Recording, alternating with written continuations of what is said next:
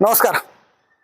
आज सर्वप्रथम जो नारायणगावातील सर्व पत्रकार बंधू यांचं या ठिकाणी मी पद्मश्री डॉक्टर मनोहर डोळे मेडिकल फाउंडेशन आणि आमच्या डॉक्टर डोळे कुटुंबीय यांच्या वतीनं आपल्या सर्वांचं मी या ठिकाणी स्वागत करतो. सर्वप्रथम मी सगळ्यांना आमंत्रित केलं आणि माझ्या आमंत्रणाला आपण सगळ्यांनी मान देऊन या ठिकाणी सगळेजण जमलेत, त्याबद्दल सगळ्यांचं पहिलं स्वागत. खरं म्हणजे अनेक दिवसापासून हा कार्यक्रम करायचा, एक छोटासा गेट टुगेदरचा कार्यक्रम करायचा असं डोक्यात होतं, परंतु मधल्या काही धावपळीच्या काळामध्ये ते जमलं नाही. 2024च्या एप्रिलमध्ये आमचे बाबा डॉक्टर मनोहर डोळे यांना पद्मश्री पुरस्कार मिळाला भारत सरकारचा, आणि तो दिल्लीचा कार्यक्रम झाल्यानंतर ॲक्च्युली हा कार्यक्रम घ्यावा असा मानस होता आमच्या सगळ्या ट्रस्टींचा. परंतु तो कार्यक्रम झाला त्याच्यानंतर खूप पाहुणे आणि खूप लोक भेटायला येत होती. त्या सगळ्या गडबडीमध्ये उशीरही झाला. त्यानंतर बाबांचं थोडं आजारपण सुरू झालं कालांतराने, ते त्याच्यात दुर्दैवाने त्यांचं निधन झालं आणि त्यामुळं हा कार्यक्रम सगळा लेट झाला. ठीक आहे, तरी सुद्धा या निमित्ताने सगळ्यांचं मी स्वागत करतो. गेले 44 वर्ष आपलं फाउंडेशन आपल्या भागामध्ये, ग्रामीण भागामध्ये काम करते. बऱ्याच जणांना त्याची पूर्वकल्पना काही जणांना असते आहे किंवा काही जणांना नाही आहे, की साधारण त्याचा इतिहास काय आहे, संस्थेची बॅकग्राऊंड काय आहे, कशा प्रकारे ही संस्था सुरू झाली. त्याचं म्हटलं थोडक्यात एक आपल्याला त्याचं विवेचन करावं, हा त्यातला आजचा कार्यक्रमाचा उद्देश आहे. आणि त्यातला दुसरा भाग की आता आपण नक्की काय करतोय, हॉस्पिटलच्या माध्यमातून नक्की कार्य कसं चाललंय, कुठपर्यंत आपण पोहोचलोय, पेशंटच्या दृष्टीनं काय काय सेवा आपल्याकडे उपलब्ध आहेत. साधारण पुणे मुंबई सारख्या शहरांमध्ये ज्या सेवा उपलब्ध त्याच्यापेक्षा किंवा त्याच्यापेक्षाही चांगल्या सुविधा आपण आपल्याकडे ग्रामीण भागातल्या जनतेला उपलब्ध करून दिलेल्या आहेत. हा थोडासा पण माहिती सांगण्याचा त्यातला थोडासा भाग आहे. 1958 साली आमचे बाबा डॉक्टर झाले, त्यांचे पास झाले आणि त्यानंतर त्यावेळेला ते राष्ट्रीय स्वयंसेवक संघाचे म्हणजे RSSचे कार्यकर्ते होते. आणि त्यावेळेला संघाच्या माध्यमातून त्यांना सांगितलं गेलं की तुम्ही पुण्यात प्रॅक्टिस न करता खेड्यात जाऊन प्रॅक्टिस करा. राहायला ते पुण्यात होते, आमचं लक्ष्मी रोडला आमचा वाडा आहे आणि त्या ठिकाणी ते राहत होते त्या वाड्यामध्ये. परंतु संघाने सांगितलं की त्यावेळेला तुम्ही ग्रामीण भागात जा आणि काम करा. आणि त्यावेळेला ते जनरल प्रॅक्टिस म्हणून नारायणगावला आले आणि 1960 साली त्यांनी स्वतःची जनरल प्रॅक्टिस म्हणजे आपण फॅमिली डॉक्टर म्हणतो तशी प्रॅक्टिस त्यांनी सुरू केली आणि स्वतःचा चरितार्थ त्या प्रॅक्टिसवर चालू केला. त्याचबरोबर ते संघाचंही काम त्यावेळेला करत होते. ते काम करताना त्यांच्या एक गोष्ट लक्षात आली की त्यावेळेला होम व्हिजिट खूप असायचे सर. आणि होम व्हिजिटचं कारण रस्ते नसायचे, गाड्या नसायच्या, लोकांकडे दळणवळणाची साधनं नसायची आणि त्यामुळं होम व्हिजिट असायचे. त्या होम व्हिजिटला गेल्यानंतर एक चित्र त्यांना कायमचं दिसायचं त्या घरातलं व्हिजिटला गेल्यानंतर, की वयस्कर झालेली मंडळी मोतीबिंदू डोळ्यात असल्यामुळं आंधळी झालेली बसलेली असायची घरोघरी. प्रत्येक घरांमध्ये जवळपास साधारण 60च्या पुढची, 70च्या पुढची, 75च्या पुढची मंडळी मोतीबिंदू झालाय आणि कोपऱ्यात बसलेली आहेत आणि परावलंबी झालेली आहेत. आणि त्यावेळेला मोतीबिंदूला काहीच ट्रीटमेंट नव्हती, डॉक्टर नव्हते, सुविधा नव्हत्या, हॉस्पिटल नव्हते. त्यावेळेला मोतीबिंदूचं ऑपरेशन करायचं म्हणजे तर पुणे किंवा मुंबई, याच्या व्यतिरिक्त सोयच नव्हती. आणि आपल्या साधा ग्रामीण भागातला शेतकरी किंवा सामान्य पेशंट त्याला प्रत्येक वेळेला त्यांना त्या काळामध्ये पुण्याला जाणं, मुंबईला जाणं हे अतिशय जिकरीचं होतं. त्यामुळे ही मंडळी त्या ठिकाणी आंधळी म्हणून बसायची, परावलंबी व्हायची आणि एका जागी बसल्यामुळं मग त्यांना इतर सगळे व्याधी सुरू व्हायच्या. त्यांचं वजन वाढायचं, त्यांचा संधिवात व्हायचा, त्यांना चालता येत नसायचं आणि त्या अशा सगळ्या कंडिशनमध्ये तिथंच त्यांचा अंत व्हायचा. हे जेव्हा बाबांनी चित्र पाहिलं अनेक वर्ष, तेव्हा त्यांना असं वाटत होतं की आपण या मंडळींसाठी काहीतरी करू, कुठली तरी ट्रीटमेंट पार्ट काहीतरी करायला पाहिजे. पण करायचं म्हणजे कसं करायचं, स्वतः आय सर्जन नाही, स्वतः ते काही नेत्रतज्ञ नव्हते. त्यामुळं नारायणगावमध्ये हॉस्पिटल चालू करायचं तर कशा प्रकारे करता येईल, त्यावेळेला जागेची कमतरता, पैशाची कमतरता, स्वतः डॉक्टर नाही, दुसऱ्यावर पुण्यातल्या काही आय सर्जनवर अवलंबून राहायला लागणार, असं सगळं ते चित्र होतं. त्याच काळात त्यांची नारायणगावातले एक शेतकरी होते मोहन ठुसे, त्यांची मैत्री होती पहिल्यापासून. आणि 1982 साली त्या मोहन ठुसेंचं पुण्याला जाताना एका कार ॲक्सिडेंटमध्ये निधन झालं. आणि तो एक टर्निंग पॉइंट त्यांच्या आयुष्यातला झाला. आणि त्यांना असं वाटलं की आपण आपल्या मित्राच्या नावाने आपण एक हॉस्पिटल चालू करू. आणि ते गेल्यानंतर 1.5 महिन्याच्या आतमध्ये, म्हणजे त्यांचं निधन 31 ऑक्टोबर 1982 साली त्यांचं निधन झालं. आणि 26 डिसेंबर 1982, म्हणजे साधारणपणे 1.5 महिन्याचा काळ आहे, 26 डिसेंबर 1982ला त्यांनी मोहन ठुसे नेत्र रुग्णालयाची स्थापना केली. त्यावेळेला अतिशय त्यांचाच एक वाड्यातल्या एक छोट्या 2-3 खोल्या होत्या. त्या वाड्यातल्या छोट्या खोल्यांमध्ये हा दवाखानाचं सुरुवात झाली. पुण्याहून त्यावेळेला फक्त रविवारी डॉक्टर यायचे आणि ते ओपीडी करायचे. कालांतराने ओटी म्हणजे ऑपरेशन पण सुरू झाली. आणि एक छोटंसं रोपटं कुठंतरी चालू झालं. जागेची कमतरता होती, पैसा नव्हता बरोबर, पण तेवढ्यातल्या तेवढ्यात जागेत त्यांनी ते सुरू केलं. आणि हळूहळू लोकांना ते माहिती होत गेलं, लोकांना विश्वास बसायला लागला, ऑपरेशन्स होत गेली. त्यावेळेला मला आठवतंय केस पेपर असायचं, मला वाटतं 3 रुपये सर, किंवा 5 रुपये, नंतर 5 रुपये झाला केस पेपर. आणि ऑपरेशनला बरेच वेळेला ते मोफतच असायची, किंवा काही पेडमधलं ऑपरेशन असेल तर 100 रुपये, 125 रुपये, अशा याच्यात ती ऑपरेशन सुरू झाली. आणि मग तो सगळा ते कामकाज वाढत गेलं, हळूहळू लोकांना कळत गेलं. आपण नंतर नेत्र शिबिरं चालू केली. आपल्याला काही देणगीदारांनी खूप मोठा सपोर्ट दिला, कारण हे सगळं देणगीदारांशिवाय त्यावेळेला शक्य नव्हतं. आणि मग हळूहळू काम वाढत गेलं, शिबिरं वाढत गेली. मग जागेच्यासाठी बाबांनी बराच प्रयत्न केला. आणि आपल्याला आत्ता जे नेत्र रुग्णालयाची इमारत उभी दिसतीये ती 10,000 स्क्वेअर फूटची जागा, म्हणजे साधारण 10 गुंठे जागा ही महाराष्ट्र शासनाने तेव्हा आपल्याला देऊ केली. त्याच्यावर मग एक बिल्डिंग, अद्ययावत अशी बिल्डिंग उभी केली. आणि मग ते काम बऱ्यापैकी वाढत गेलं. त्या बिल्डिंगचं उद्घाटन आपण 2002ला त्यावेळचे केंद्रीय आरोग्य मंत्री शत्रुघ्न सिन्हा यांच्या हस्ते आपण त्यावेळेला त्याचं उद्घाटन केलं होतं. ते स्वतः दिल्लीवरनं त्या कार्यक्रमासाठी आले होते आणि आरोग्यमंत्री म्हणून त्यांना आपण बोलवलं होतं. आणि तो खूप मोठा कार्यक्रम, आपल्याला कदाचित बऱ्याच जणांना आठवत असेल, खूप मोठा कार्यक्रम त्यावेळेला नारायणगावात झाला. आणि त्यांनी पण आपल्याला त्यावेळेला केंद्र सरकारकडनं काही आर्थिक मदत केली या सगळ्या प्रोजेक्टसाठी, काही मशिनरी दिली. आणि अशा प्रकारे हे कामकाज वाढत गेलं. काही वर्षापूर्वी आपण चष्म्याचा नंबर घालवण्याची जी अद्ययावत सर्जरी असते, त्याला लासिक सर्जरी आपण म्हणतो, ती लासिक सर्जरी आपण नारायणगावमध्ये सुरू केली. ती जर्मन मेड मशीन येते. साधारण त्याची कॉस्टिंग 4-1 कोटी रुपयाचं त्याचं कॉस्टिंग आहे त्या मशिनरीचं. आणि ती आपण नारायणगावमध्ये काही देणगीदारांच्या मदतीने ती आणली आणि त्याचं ऑपरेशन्स आपण सुरू केली. साधारणपणे 18 ते 40 या वयोगटामधली जी मंडळी आहेत, ज्यांना जाड भिंगाचा चष्मा आहे किंवा ज्यांना एक प्रकारचं चष्म्याचं व्यंग आहे, आपण म्हणतो ना सोडा वॉटर ग्लास आपण म्हणतो गमतीनी, तर तशा प्रकारचे ज्यांना चष्मा आहे, अशा लोकांचा चष्मा घालवण्याची सर्जरी आपण त्याच्यामध्ये करतो. आणि खूपच ग्रामीण भागामध्ये पहिल्यांदाच, ग्रामपंचायत लेवलला पहिल्यांदाच अशा प्रकारचं आपण हे सुरू केलं. त्याच्या बरोबरीने आपण मोतीबिंदू तर आपण पहिल्यापासून करतोच आहोत ऑपरेशन्स, परंतु त्याच्या बरोबरीने आपण रेटिनाच्या सर्जरी सुरू केल्या त्याच दरम्यान 2002-03च्या दरम्यान. कारण जेवढा मोतीबिंदूचा जेवढा इफेक्ट होतो, म्हणजे आंधळेपणाचा प्रॉब्लेम होतो, तेवढा रेटिनाच्या प्रॉब्लेममुळे सुद्धा अंधत्व येण्याचं प्रमाण आता खूप आहे. आणि आता तसं पाहिलं तर डायबिटीस आणि ब्लड प्रेशर या ज्या 2 गोष्टी आहेत ह्या आपण खूप कॉमनली बघतो. आणि या दोन्हीचा परिणाम या मागच्या पडद्यावर म्हणजे रेटिनावर होत असतो. त्यामुळे रेटिनावर रक्तस्राव होणं, त्याच्यामुळे नजर कमकुवत होणं किंवा नजर पूर्ण पेशंट आंधळा होणं, हे प्रकार आता ग्रामीण भागामध्ये सुद्धा खूप जाणवायला लागले. आणि ही सुविधा आपण साधारणपणे 20 वर्षापूर्वी सुरू केलेली आहे.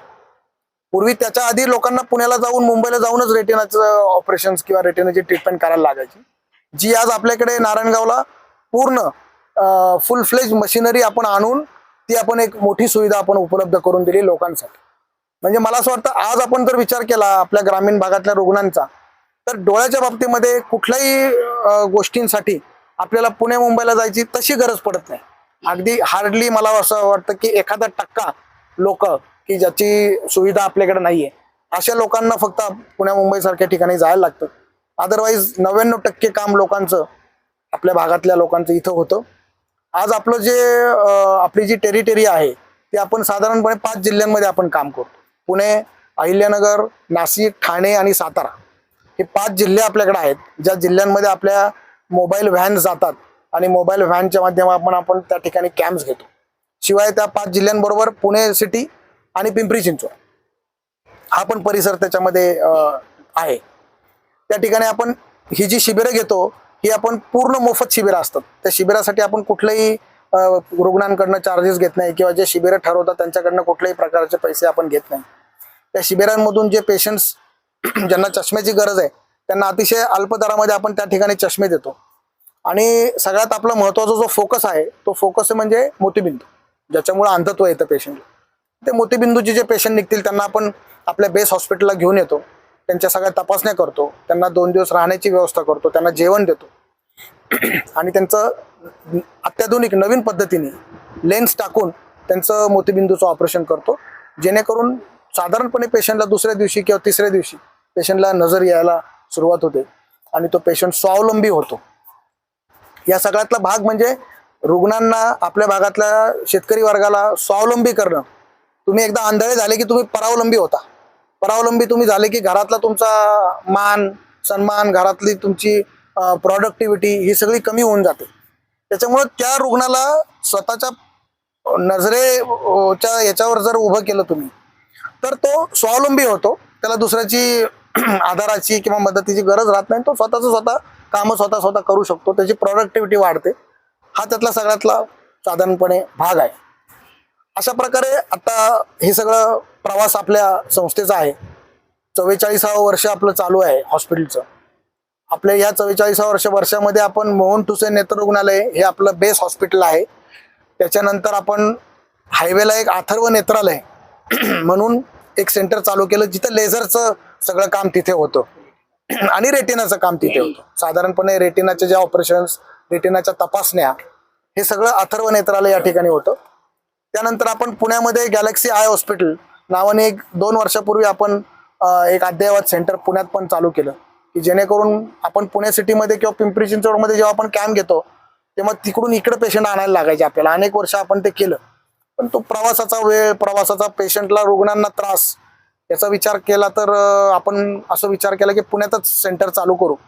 आणि पुण्यामध्ये आपण एक अतिशय अद्ययावत असं गॅलेक्सी आय हॉस्पिटल म्हणून सुरू केलं, ज्या ठिकाणी मोतीबिंदूचं ऑपरेशन्स होतात, काचबिंदूची होतात, रेटिनाची होतात आणि त्याच्याबरोबर लॅसिकचे पण सर्जरीज होतात, जे मुलांसाठी चष्म्याचा नंबर घालवण्यासाठी जे उपयुक्त आहे. अशा प्रकारे तिथं आपण एक सेंटर चालू केले. त्याचाही आता उपयोग पुण्यातल्या रुग्णांना होतो.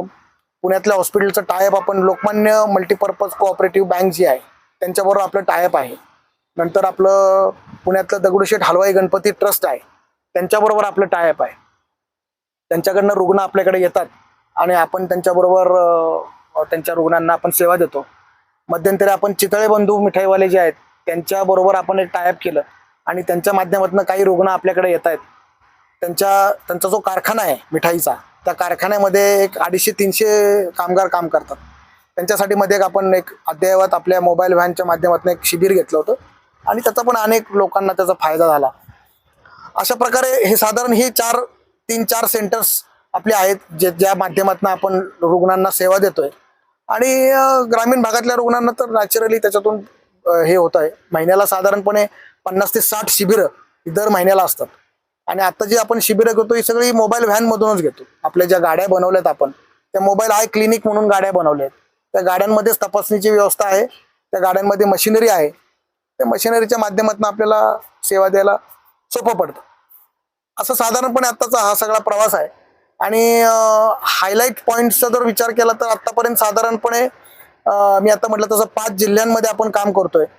आत्तापर्यंत ओपीडीचा जर विचार केला म्हणजे तपासणी रुग्णांची, तर आपण साधारणपणे 3 कोटी लोकांना तपासणी केली या सगळ्या प्रवासामध्ये. आणि ऑपरेशनचा जर विचार केला तर साधारण 2.5 लाख ऑपरेशन्स आत्तापर्यंत आपण पूर्ण करू शकलो या सगळ्या प्रवासामध्ये. त्याच्यामध्ये सगळेच येतात.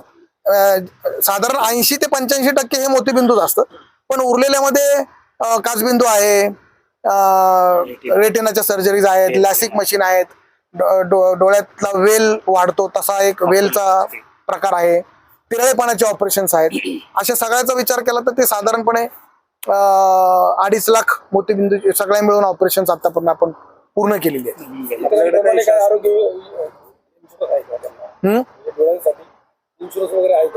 इन्शुरन्स आपल्याकडे सगळं आहे. ज्यांना जे इन्शुर्ड पेशंट आहेत त्यांच्यासाठी काही कंपन्यांचं कॅशलेस मध्ये पण होतं, काही कंपन्यांचं रिएम्बर्समेंट मध्ये होतं. परंतु ज्यांच्याकडे इन्शुरन्स सुविधा आहे त्यांच्यासाठी आता बऱ्यापैकी त्याच्यामध्ये कव्हर होतात इन्शुरन्स. आपल्याकडे शासकीय योजनामध्ये एकतर महात्मा फुले योजना आपल्याकडे सुरू झालेली आहे, आणि दुसरं म्हणजे प्रधानमंत्री जन आरोग्य योजना जी आहे 5 लाखाची, ती पण योजना आहे. अशा दोन्ही योजना आपल्याकडे सुरू आहेत. त्यामुळे त्याच्या अखत्यारीतले आपण सगळ्या ज्या क्रायटेरियामध्ये जे लोक बसतात त्यांच्यासाठी आपण ते पूर्ण मोफत करतो, आणि तिथं सुविधा खूप छान आहेत, खूप चांगल्या आहेत. डॉक्टर साहेब बघतो की स्पर्धेचं युग आहे, प्रत्येक जण वेगवेगळ्या तंत्रज्ञान घेऊन मार्केटमध्ये आपलं काम करत असतो. तर रुग्णांनी आपल्याकडे काय यावं, आपली काय खासियत किंवा काय तुम्हाला सांगायला हरकत नाही. आपल्याकडे मोतीबिंदूचं सगळ्यात अद्ययावत जे तंत्रज्ञान आहे ते भारतात जे आलं ते 2000 साली आलं. त्याचं नाव आहे फेको इमल्सिफिकेशन, म्हणजे थोडक्यात लेझरवरचं मोतीबिंदू शस्त्रक्रिया. ही साधारण 98 ते 2000च्या दरम्यान ती भारतात आली. पण तुम्हाला आश्चर्य वाटेल, भारतात ती 2000ला आल्यानंतर 2002 साली पहिलं मशीन आपल्याकडे नारायणगावला ते आलं होतं. त्या हस्ते त्याचं आपण उद्घाटन केलं होतं, शत्रुघ्न सिन्हांच्या हस्ते. आणि तेव्हापासून आपल्याकडे लेझरचे ऑपरेशन्स होतं. मोतीबिंदूच्या ऑपरेशन मध्ये टाक्यांचं ऑपरेशन आणि लेझरचं ऑपरेशन याच्यामध्ये खूप फरक आहे. पेशंटला जो कम्फर्ट लेवल आपण जो म्हणतो ना, त्याच्यामध्ये खूप फरक आहे. टाक्याच्या ऑपरेशन मध्ये पेशंटला 8 डोळ्यात टाके असतात, ते टाके सलत असतात. 8 दिवस पेशंट तो डोळ्यातून पाणी येणं, डोळ्यातला लाल होणं, हे सगळे प्रकार त्याच्यातून पेशंटला सहन करायला लागतात. तो लेझरचे रिकव्हरी टाइमला पण वेळ लागतो, ते टाके बऱ्याच वेळा काढायला लागतात नंतर. हे सगळं प्रकार लेझरच्या ऑपरेशन मध्ये निघून जातात, याच्यात काहीच नसतं. त्यामुळं अतिशय अद्ययावत असं लेझरचं ऑपरेशन आपल्याकडे होतं.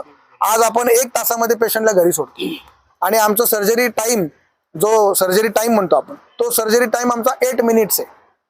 8 मिनिटं लागतात आमच्याकडे सर्जरी व्हायला. हे झालं मोतीबिंदूच. रेटिनाचं तर आपल्या भागामध्ये कुठेही रेटिनाचे ऑपरेशन्स होत नाहीत. जी यंत्रणा जी आहे रेटिना ऑपरेशनसाठी जी लागते ती आपल्याकडे फक्त उपलब्ध आहे. इतर कुठल्याही प्रायव्हेटला, सरकारी किंवा कुठल्याही हॉस्पिटलमध्ये ती सुविधा उपलब्ध नाही. आणि तिसरी गोष्ट लॅसिक मशीन, जे मी म्हटलं चष्म्याचा नंबर घालवणं, ते तर कुठंच नाहीये. ग्रामीण भागात आपल्याकडे कुठंच नाहीये. पुण्यामध्ये साधारणपणे एक 7-8 ठिकाणी ती सुविधा आहे ज्याच्यामध्ये ती ऑपरेशन्स होतात. त्यामुळे मला असं वाटतं आपण आपलं जरी चॅरिटेबल आय हॉस्पिटल जरी असलं तरी पहिल्यापासून आपला प्रयत्न असा आहे की आपल्या भागातल्या रुग्णाला अत्याधुनिक सुविधा मिळाल्या पाहिजेत, आणि त्या अत्याधुनिक सुविधा द्यायचा आपण आतापर्यंत प्रयत्न केलेला आहे. डॉक्टर साहेब, आपण मोतीबिंदूचं ऑपरेशन मोफत करतो असं म्हणतो, बरोबर? पण त्या मोतीबिंदूचं ऑपरेशन करण्यापूर्वी काही तपासण्या असतात, त्याचे पैसे आकारले जातात. त्याबद्दल जरा नाराजी आहे किंवा बऱ्याचशा तक्रारी तिथे घडतात मी पाहिजे, त्याबाबत काय? जी शिबिरातली ऑपरेशन होतात ती ऑपरेशन आमच्याकडे पूर्ण फुकट होतात, पूर्ण मोफत होतात. त्याच्यामध्ये ज्या रुग्णांना ब्लड प्रेशर आहे, ज्या रुग्णांना डायबिटीस आहे, किंवा ज्या रुग्णांना काही हार्ट डिसीज आहे, त्यांच्यासाठी काही वेगळ्या तपासण्या असतात. त्या वेगळ्या तपासण्या करण्यासाठी आपल्याकडे आपण त्यांना ती करायला लावतो. ते सुविधा आपल्याकडे अजून उपलब्ध नाही आहेत. त्याच्या व्यतिरिक्त आपल्याकडे जे पेड पेशंट येतात, म्हणजे जे पेडमध्ये ऑपरेशन्स करतात, त्यांच्यासाठी लॅबची सुविधा आपल्याकडे आहे. त्यांना लॅब त्यांच्या पैशाने करायला लागते. आणि जे काही मोतीबिंदूची ऑपरेशनसाठी जी काही भारीतली लेन्स असते, ती भारीतली लेन्स त्याप्रमाणे त्यांचं पॅकेज ठरलेलं असतं, आणि त्याप्रमाणे त्याच्यात. अजून एक असा आरोप होतो की ज्या वेळेला पेशंट येतात त्यावेळेला त्यांना मोतीबिंदूचं ऑपरेशन करायला लागतं. तर काहींना समजा बाबा चांगली लेन्स पाहिजे असते, तर त्यासाठी तिथे कन्व्हिन्सिंगला एक माणूस बसवला जातो, आणि 10 मध्ये 8 लोकांना कन्व्हिन्स कसं करून पेड ऑपरेशन होईल असा प्रयत्न केला जातो, हा आरोप होतो तुमच्यावर. बरोबर. ऍक्च्युली मोतीबिंदूचं जे ऑपरेशन आहे ना, ह्या ऑपरेशनचे 2-3 प्रकार आहेत. मी मगाशी जसं म्हटलं तसं, एक टाक्याचं ऑपरेशन आहे, एक बिन टाक्याचं ऑपरेशन, एक लेझरचं ऑपरेशन, बरोबर. त्यात दुसरा पार्ट, सगळे पेशंट्स आणि सगळ्यांचा मोतीबिंदू हे काही सारखं नसतं. प्रत्येकाच्या शरीराप्रमाणे, प्रत्येकाचा मागचा पडदा, त्याची पोझिशन कशी आहे, त्याची ताकद कशी आहे मागच्या पडद्याची, त्याच्या ताकदीप्रमाणे त्याला कुठली लेन्स टाकायला पाहिजे हे सगळं गणित ठरतं. ते जे डॉक्टर आपले एक्सपर्ट डॉक्टर आहेत ते ठरवतात की ह्या रुग्णाला कुठल्या प्रकारची लेन्स टाकायला पाहिजे. मला आता मी आता तुम्हाला एक साधा प्रश्न विचारतो. एखादा 50 वर्षाचा पेशंट आहे, त्याला मोतीबिंदू झालेला आहे, थोडं वयाच्या लवकर झालेला आहे, त्याला डायबिटीज आहे, त्याला ब्लड प्रेशर आहे, आणि तो जर शिबिरातून आला आणि त्याचं जर आपण ऑपरेशन शिबिरात केलं, साधी लेन्स टाकून जर आपण केलं, तर आपण त्याला न्याय देतो का त्याच्यावर अन्याय करतो? तर आमच्या दृष्टीनं ते जे ऑपरेशन आपण करतो शिबिरातलं त्या पेशंटसाठी, तर त्याच्यावर आपण अन्याय करतो. कारण त्याला ज्या प्रकारची लेन्स पाहिजे आणि ज्या प्रकारचं ऑपरेशन त्यांनी केलं पाहिजे ते न केल्यामुळं त्याचा तोटा त्याला होतो त्या रुग्णाला. म्हणून आपण काउन्सिलिंगसाठी स्पेशल माणूस तिथं बसवलेला आहे. त्या काउन्सिलरच्या समोर केस पेपर असतो, त्याचं वय किती, त्याचं कामाचं स्वरूप काय आहे, तो काय प्रकारचं काम करतो, का तो फक्त घरातच बसून असतो, त्याचा डायबिटीज आहे का, त्याला शुगर आहे का, त्याला बीपी आहे का, त्याला कुठल्या गोळ्या चालू आहेत का, हे सगळं बघून त्याचं अनालिसिस होतं आणि मग ठरवलं जातं की त्याला कुठल्या प्रकारची लेन्स टाकणं शक्य आहे. आणि त्याप्रमाणे त्याला काउन्सिलिंग केलं जातं, त्याला सांगितलं जातं समजून. हे काउन्सिलिंग आहे याचा अर्थ हॉस्पिटलचा फायदा आहे असं नाहीये. हा काउन्सिलिंगचा पार्ट जो आहे तो त्याचा पण फायदा आहे त्याच्यामध्ये, की रुग्णाला कुठल्या प्रकारची लेन्स दिली तर त्याला जास्त चांगली नजर येईल, हा त्यातला पार्ट आहे. आमच्याकडे खूप रुग्ण असे येतात की ते येतात आणि फुकट म्हणून येतात, पण त्यांना काउन्सिलिंग केल्यानंतर, त्यांना प्रॉपर समजून सांगितल्यानंतर ते पेडमध्ये जातात आणि पेडचं ऑपरेशन करतात. कुठल्याही प्रकारचं कंपल्शन आम्ही करत नाही. आपल्याकडे एक नियम हॉस्पिटलला सगळ्या स्टाफला घालून दिलेला आहे, कुठलाही रुग्ण पैशाशिवाय परत गेला नाही पाहिजे. पैशासाठी तो परत गेला आहे असं व्हायला नाही पाहिजे. त्याचं कुठलंही ऑपरेशन जरी झालं, त्याचं शिबिरातलं होऊ दे, फ्री मधलं होऊ दे, पेड मधलं होऊ दे, पण त्याचं ऑपरेशन व्हायला पाहिजे, ही भूमिका आपली आहे. त्याप्रमाणे बऱ्याच वेळेला काउन्सिलिंग हा पार्ट करायला लागतो, त्याला पर्याय नाही. आपण बघतो की आपण 10/10च्या प्रयत्न सुरू झालेलं हॉस्पिटल आज पद्मश्री मनोहर डोळे नावाने मोठ्या प्रमाणात काम करत आहे. त्या काळातल्या आव्हानं, आत्ताच्या आव्हानं काय वाटतं? पूर्वीची आव्हानं अशी होती की शिबिरांमध्ये ग्रामीण भागात गेल्यानंतर रुग्ण तयारच व्हायचा नाही ऑपरेशन, कारण लोकांना माहिती नसायची. ती एक प्रकारची चळवळ आपण साधारणपणे आपल्या या सगळ्या पंचकृषीमध्ये आपण ती राबवली त्या काळामध्ये. म्हणजे बाबा असतील, आमच्या बाबांच्या बरोबरचे सहयोगी असतील किंवा डॉक्टर्स असतील, स्टाफ असेल, एक प्रकारची ती चळवळच होती. कारण रुग्णांना खूप प्रॉब्लेम असायचा. एक तर रुग्ण तयार व्हायचा नाही ऑपरेशनला, त्याला भीती असायची, त्याला माहिती नसायची, त्यावेळेला ऑपरेशन शेजारी पाजारी कुठं व्हायची नाहीत, त्यामुळे तो तयारच व्हायचा. एक 25 पेशंट एखाद्या शिबिरातून जर निघाले तर त्यातले 2 आणि 3 पेशंट येऊन ऑपरेशन करायचे. पण ही जशी चळवळ पुढे गेली तसं लक्षात आलं की रुग्णांनाही लक्षात आलं की आता ऑपरेशन्स होतात, आता ऑपरेशन नंतर चांगलं दिसायला लागतं, आपण स्वावलंबी होतो, आणि तो एक प्रकारचा अवेअरनेस आपण तो डेव्हलप केला. त्यामुळे ते पूर्वीचं एक चॅलेंज होतं, ते आता चॅलेंज कमी झाले. आता कुठेही रुग्ण असं फार म्हणत नाहीत की आम्हाला ऑपरेशन करायचंच नाही किंवा आम्ही घाबरतो, असं फारसं ऐकू येत नाही. खूप एक 2-5% लोक फक्त अशी म्हणू शकतात, अदरवाईज लोक येतात, ऑपरेशन्स करतात. त्यावेळेची आर्थिक गणित बसवायला त्यावेळेला खूप त्रास व्हायचा पूर्वी. आता आपण जेव्हा पेड ऑपरेशन जेव्हा आपण करायला लागलोय तेव्हापासून नॅचरली आपला स्टाफ आहे, आपलं मेंटेनन्स आहे, त्यामुळं शेवटी हॉस्पिटलला काही इन्कम सोर्स असणं, फिक्स इन्कम सोर्स असणं हे पण गरजेचं आहे.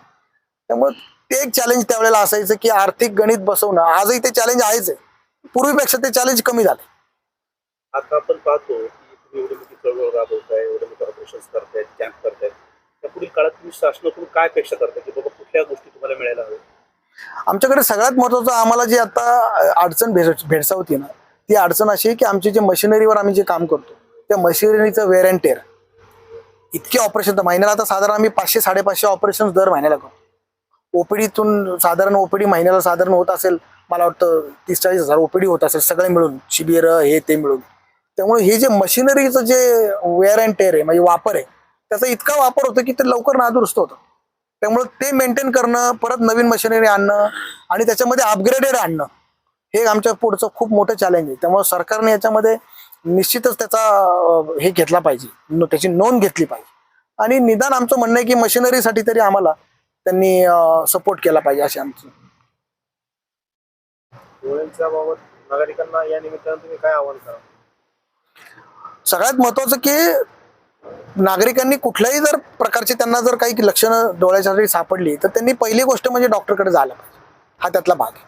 आपल्याकडे आजही अशी परिस्थिती आहे की काही ठिकाणी एका डोळ्याला जर मोतीबिंदू असेल तर दुसऱ्या डोळ्यावर काम चाललंय म्हणून डॉक्टरकडे न जाणं हा प्रकार आजही काही बाबतीत होतो, काही टक्के होतो. तसं न करता जेव्हा तुम्ही मोतीबिंदू जास्त दिवस जर ठेवला तर त्याचा काचबिंदूत रूपांतर होतं किंवा त्याचा मागच्या पडद्यावर त्याचा परिणाम होऊ शकतो आणि ऑपरेशन नंतर आपल्याला अपेक्षित जे रिझल्ट आहेत ते मिळत नाहीत. त्यामुळे रुग्णांनी ही काळजी घेतली पाहिजे की डोळ्याच्या बाबतीमध्ये पहिल्यांदा हॉस्पिटलला जाणं आणि हॉस्पिटलला डॉक्टरांना दाखवणं हे सगळ्यात गरजेचं आहे. आपण पाहिलं की तालुक्यात जरा शेजारच्या तरी संस्था असे कॅम्प घेतात, ऑपरेशन वगैरे केलं जातं, तर मग त्यांच्याकडे पण मोठ्या प्रमाणात ओढा जातो किंवा तिकडं हे ऑपरेशन इथं होत नाही, ते बाहेर ऑपरेशन करायला नेतात. मग त्यामुळे आपल्याकडची संख्या कमी झाली किंवा कसं, किंवा बाबा आपल्याकडे काही नाराजी आहे का काही लोकांची, असं काय वाटतं का तुम्हाला? काही हॉस्पिटल्स आपल्या तालुक्यात येऊन कॅम्प घेत आहेत आणि ते बाहेरच्या शहरांमध्ये जाऊन पेशंटला घेऊन जातात आणि त्यांची ती सर्जरी करतायत. त्याच्यामध्ये आमच्या नंबरवर कुठेही परिणाम झालेला नाही. आमचा नंबर जो आहे, आम्ही साधारणपणे जे महिन्याला 400 ते 450, पावणे 500 हे जो नंबर आहे आमचा, हा नंबर आमचा कुठेही कमी झालेला नाही. मुळात काय आहे, मुळात लोकसंख्या वाढतीये आणि मोतीबिंदूचे पेशंट्सही वाढत आहेत. त्यामुळे असं म्हणायचं काही कारण नाही की त्यांच्यामुळे कोणावर काही परिणाम होतो, असं काही म्हणायचं काही कारण नाही. ते पण मोबाईलमुळे तर जास्त आहे.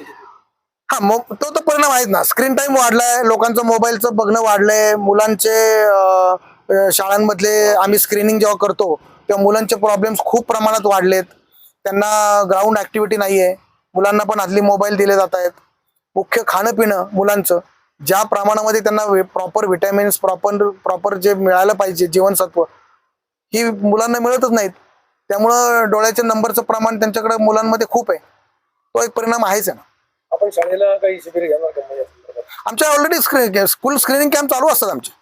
आम्ही खूप प्रमाणात घेतो. आता तुम्हाला सांगायला हरकत नाही, मागच्या महिन्यामध्ये आम्ही पुण्यातली जी मॉडर्न स्कूल आहे त्या मॉडर्न स्कूलमध्ये आम्ही शिबिर घेतलं. त्याच्यात 900 मुलं तपासली आम्ही साधारण 3 दिवसामध्ये. 3 ते 4 दिवस आमचा कॅम्प चालू होता. त्या 900 मुलांमध्ये 128 मुलांना चष्म्याचे नंबर लागले. इतकं प्रमाण आहे जे त्यांना माहिती नव्हतं. म्हणजे नंबर आपल्याला आहे हे माहितीच नव्हतं मुलांना. असे साधारण 128 मुलांची निघाले. याचा अर्थ ते प्रमाण खूप आहे. 2 मिनिट एक प्रश्न आहे असा की असं मी पण चर्चा ऐकली त्या कॅम्पमध्ये की आपण जे 100 रुपये करतो टेस्ट पेपर काढतो, 100 रुपयाचं म्हणजे काय आकारणी योग्य आहे किंवा त्याबाबत काय सांगतो? आता आपण जे आपलं मोहन टुसे नेत्ररुग्णालय आहे त्या मोहन टुसे नेत्ररुग्णालयामध्ये 1 जानेवारीपासनं आपली तपासणी फी आहे 10 रुपये. म्हणजे तपासणी फ्री आहे. केस पेपरची फक्त आपण काय म्हणतो नोंदणी फी किंवा नोंदणी शुल्क आपण 10 रुपये घेतो. त्याच्यामध्ये कुठल्याही प्रकारचं आपण पैसे पेशंटकडनं घेत नाही. त्याच्या शेजारी आपण जे गॅलेक्सी आय हॉस्पिटल जे केलेलं आहे ते आपलं पेड सेंटर आहे ऑफिशियल. तिथे आपण आता 200 रुपये तपासणी फी घेतो. बाहेर एक वॉचमन बसलेला असतो. तो वॉचमन रुग्णांना सांगतो तुम्हाला पेडमध्ये जायचंय का फ्रीमध्ये जायचंय, तुम्ही डिसिजन. ज्यांना फ्रीमध्ये जायचं असेल त्यांनी फ्रीमध्ये जावं, ज्यांना पेडमध्ये जायचं ते पेडमध्ये जावं. आणि त्याप्रमाणे पुढे गेल्यानंतर त्यांचे ऑपरेशन सुद्धा त्याच प्रमाणात होतात. जे फ्रीमध्ये जातात त्यांचे ऑपरेशन फ्री होतात, जे पेडमध्ये जातात त्यांचे ऑपरेशन पेड. यापूर्वी जी आकारले जायचे त्याबाबत नाही, ते आता 100 रुपये जी फी आहे ती त्यावेळेला तपासणी फी म्हणून आपण घेत होतो.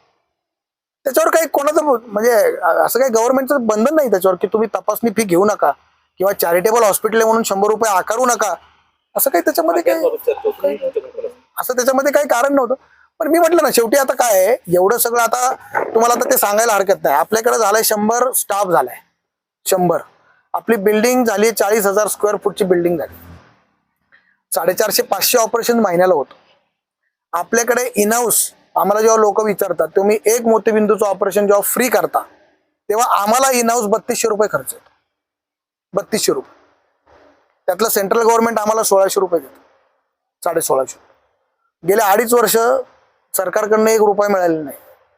7,000 पेशंटचे पैसे आमचे बाकी आहेत गव्हर्नमेंटकडनं, आम्हाला अजून मिळालेले नाही. 2.5 वर्ष झाली. माझा महिन्याचा जो पगार आहे सॅलरी तो 22 लाख रुपये. 5 तारखेला आम्हाला सॅलरी द्यायला लागते सगळ्या स्टाफला. तेव्हा 5 तारखेला 22 लाख रुपये लागतात. हा जर आपण विचार केला तर आर्थिक गणित बसवणं आणि ही संस्था चालवणं आणि पुढे नेणं गरजेचं. हे काही प्रश्न होते त्या प्रश्नाचे. सांगितलं हे प्रत्येक हॉस्पिटलची तीच परिस्थिती चॅरिटेबल हॉस्पिटल. हो. तुमची जे असं नाही, प्रत्येक चॅरिटेबल हॉस्पिटलची तीच परिस्थिती की मुलं काही टोटल बंदच करतात. लोकांना असं समज आहे की यांना CSR फंड खूप मिळतो, डोनेशन्स खूप मिळतात, गव्हर्नमेंटचं फंडिंग खूप मिळतं, पण आणि मिळतात पण त्याच्यात खोटं काही नाही. CSR कंपन्यांनी आम्हाला खूप मदत केलेली आहे, पण त्याच्यासाठी काय कष्ट करायला लागतात. लोकांचा समज असा असतो की CSR फाईल आपण कंपन्यांना दिली की 8 दिवसांनी त्यांचा चेक येतो. हे इतकं सोपं नाहीये. त्याच्यासाठी खूप फॉलोअप लागतो, त्याच्यासाठी तिथं ओळखी काढायला लागतात, त्याच्यासाठी त्या कंपनीच्या त्या CSR च्या लोकांना आपल्याकडे व्हिजिटला बोलवायला लागतं, आपलं काम त्यांना पटवून द्यायला लागतं. त्यानंतर ह्या सगळ्या ऍक्टिव्हिटीज पुढे घडतात. त्याला महिने जातात किंवा वर्ष लागतात या सगळ्या गोष्टी. आपल्या चर्चेच्या माध्यमातून आपण जनतेच्या मनातल्या अनेक प्रश्नांची उत्तरं दिली, त्याबद्दल आमचे मनपूर्वक आभार. धन्यवाद.